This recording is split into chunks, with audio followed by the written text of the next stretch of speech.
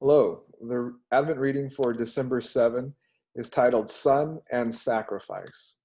And the text that we want to start with tonight is taken from Genesis chapter 22, verses 1 through 19.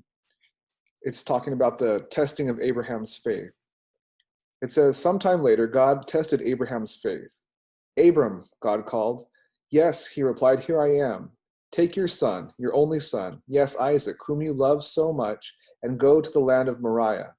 Go and sacrifice him as a burnt offering on one of the mountains which I will show you." The next morning, Abraham got up early.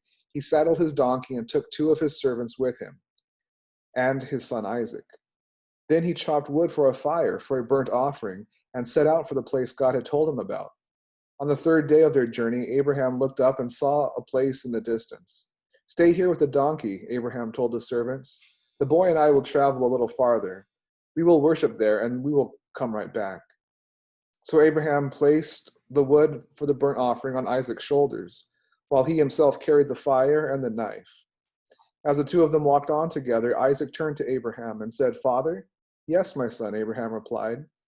"We have the fire and the wood, but where is the sheep for the burnt offering?"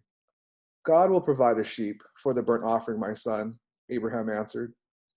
When they arrived at the place where God had told them to go, Abraham built an altar and arranged the wood on it. Then he tied his son Isaac and laid him on the altar on top of the wood. And Abraham picked up the knife to kill his son as a sacrifice.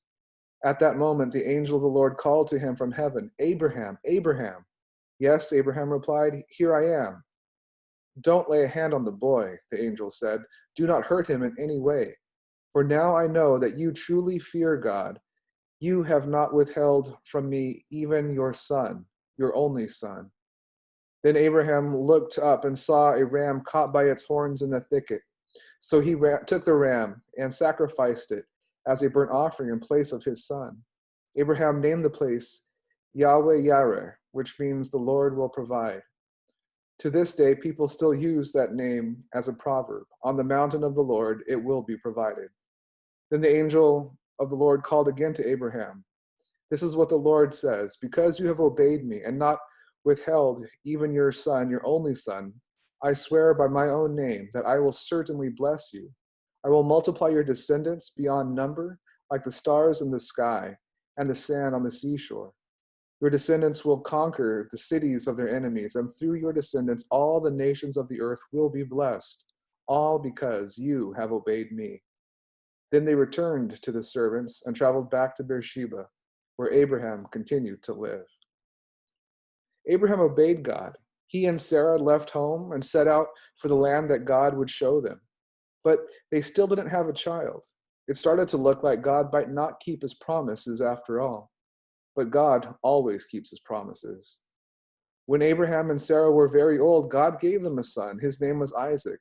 God promised that through Isaac, he would continue to grow Abraham's family until they were as many as the stars and became a blessing to people in every nation. For this plan to work, it was important that Abraham trust God no matter what. Abraham would need to believe God was good and obey his commands even when he could not understand them. God tested Abraham's obedience. He asked Abraham to give up his only son, Isaac, as a sacrifice. A sacrifice was a way for sinful people to worship a perfect, holy God. In a sacrifice, the sinful person kills an innocent animal and gives it to God as an offering for sin. And God is asking Abraham to kill his own son as the sacrifice. How could this be right? Even when he could not understand God's command, Abraham moved to obey. Abraham knew God was good and would keep his promises, even if that meant he would have to bring Isaac back from the dead. Abraham took his son Isaac, and they traveled to the mountain. Isaac carried the wood for the burnt offering, but he noticed they had not brought a lamb to sacrifice. So Abraham assured his son that God would provide the sacrifice himself. He knew that God always provides what he requires. Abraham built an altar and he tied Isaac on top of it. As he raised the knife in obedience, God said, "Stop." God never meant for Abraham to kill his son, but now he knew Abraham was willing to obey him no matter what. He was willing to give God his only son, the son he loved. When Abraham looked up, he saw a ram caught by its horns in the bushes because God had provided the animal for the sacrifice. Many years later, God provided another sacrifice for sin. This time, he didn't provide a ram, but he gave his only son, the son he loved. This perfect sacrifice paid for the sins of his people forever. The story reminds us that God tested Abraham by asking him to give up his only son as a sacrifice. Abraham moved to obey, and God provided an animal sacrifice instead.